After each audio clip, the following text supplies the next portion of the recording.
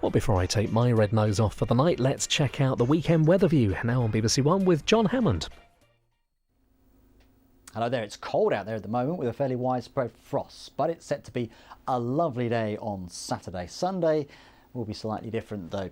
Let's set the scene. High pressure is in control at the moment. It's the clear skies underneath that high which are producing the frost, but the sunshine by day. This feature here will bring a change in the weather on Sunday. I mentioned a frost, quite a hard frost as well for so late in the season, and one or two fog patches floating around as we go towards the end of the night as well. Towns and cities close to or just below freezing, but in some rural areas I wouldn't be at all surprised if we reach -5, -6 degrees.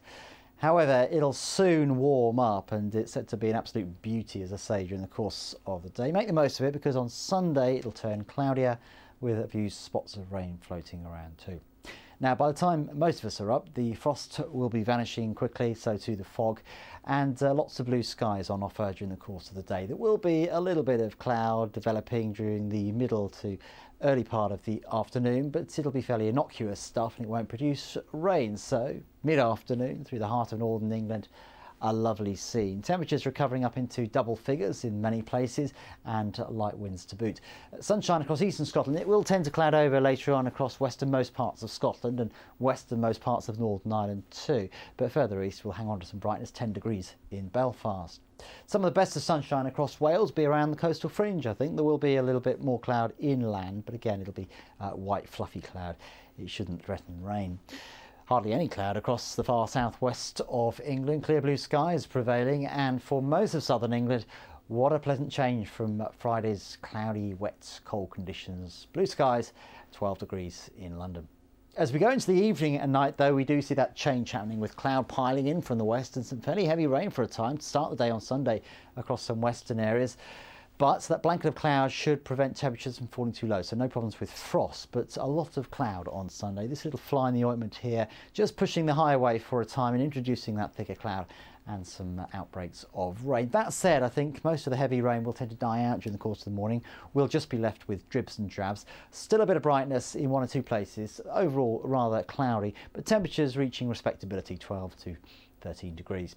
Looking further ahead, with high pressure reasserting itself, the emphasis is on dry weather through the early part of next week. Dry if rather cloudy at times. I don't think there'll be wall-to-wall sunshine, but a few brighter spells in most places, and any rain I think will be very light and patchy. Generally dry, generally settled, light winds, and in any sunshine temperatures will get up to 13, possibly 14 degrees. So all in all, a reasonable outlook. Just a recap on the weekend. Saturday, the best of the 2 days for sunshine. Sunday turning rather cloudy. That's it. Much more detail, of course, as ever, online. Good night. There you go. Oh, lovely. Where would you like these, mistress? Anywhere inside, Les. Yeah, I heard your son got into medical school. You must be so proud. We're over the moon. You'll be able to retire then. No chance. Not with all those student fees. Les, 10 extra white tomorrow. Accidents at work can shatter lives, so find out how to avoid them. Call us now or search online for Shattered Lives. Frankenstein creator Mary Shelley wrote another novel only discovered in the 1950s. Amelia Fox reads Matilda, BBC Radio 4's Book at Bedtime, every night next week at 10:45.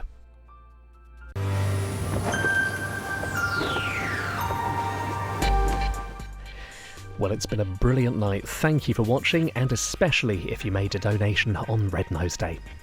Well, the weekend's here, so until breakfast at 6, BBC One and BBC One HD leaves you in the capable hands of the BBC News Channel.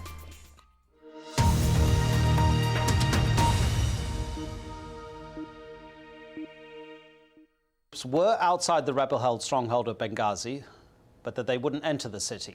He invited Malta, China, Germany and Turkey to send their observers to monitor the ceasefire, but he also accused the rebel groups of violating that ceasefire.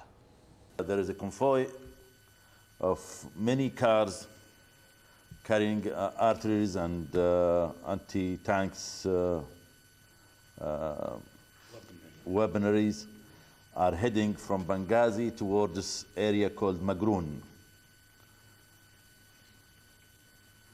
And those armed militia groups are started a couple of minutes ago firing at Al Magroon village.